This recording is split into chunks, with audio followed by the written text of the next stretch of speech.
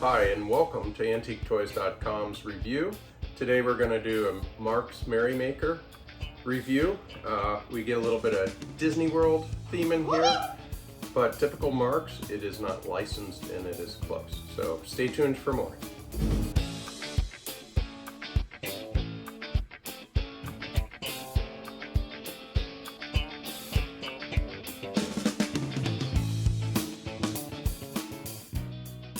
Alright, without further ado, we've got the Marx Merrymaker. Our particular variation is actually boxed, which is awesome, and it's made in England. It's Dudley, England, which is a newer location for me. I'm not that familiar with it. I'm used to Jersey and such for US makes. And our box has the illustration of the mice, the lead mice, the orchestra, and Lewis Marx Dudley on the side. Beautiful, original, of course aged, and then the American toy is very similar, but the lithograph is different. This one indicated Dudley, England, so it's a truly English-made box, truly English-made toy. Quite a spectacular variation. Length on it, we're looking about 11 inches wide. Height, we're looking at about 10 inches or so. So it's a good sized toy. I'll turn the box sideways. On the side you have a stop and a start. And so I'll give it a little bit of a wind. And it usually takes a little bit of momentum to get going. We'll see on this one. And the drummer, you're gonna notice this lever hooks up to the separate piece which hooks in. His arms go up and down, the piano player will rock, the conductor will conduct. The heads will kind of swivel a little extra, and the dancer or jigger will jig. So let's pop it on.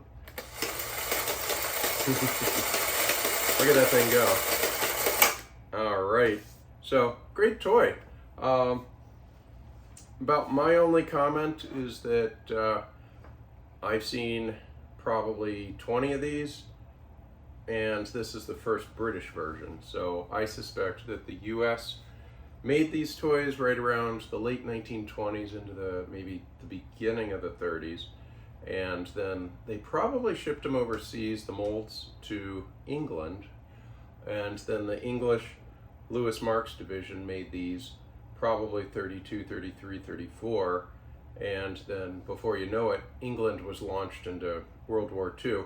I actually wouldn't be surprised if there's even a tighter time gap, and these might have only been made for 1 year, possibly 2, in England. So again, first time we've come across this toy.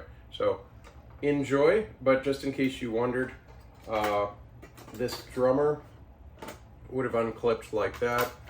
This player would have unclipped like that. And the piano player with a separate tin bottom unclips, and then the dancer unclips. So that's how you would get it into the box. So anyways, all right, here we go. So these are the controls on the Merrymaker. Here's the front. You've got cat details on the drum head.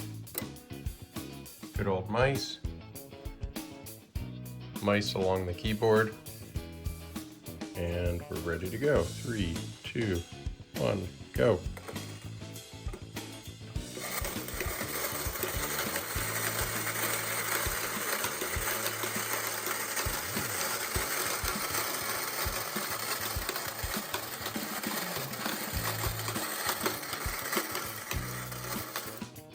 And then we're going to turn it off just to be safe.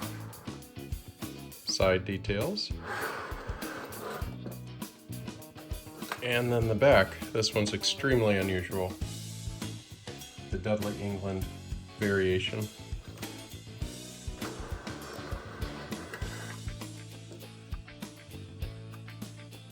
Side details.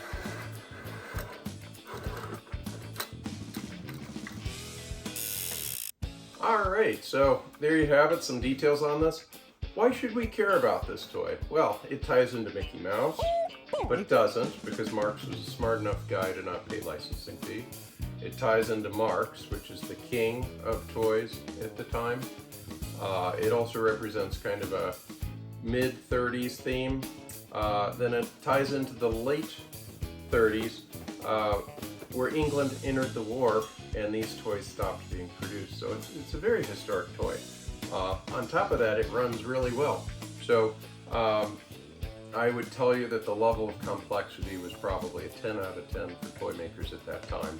I mean, this kind of running was probably the computer, the video game of the day. It was top notch, and so glad I was able to share it with you. Have a great day. Cheers from Ed over at Antique Toys. Be sure to like, and please be sure to keep our new t-shirt designs in mind on our website. That's AntiqueToys.com, and check out our merch link, which has beautiful t-shirts done by our buddy Jay. Take care.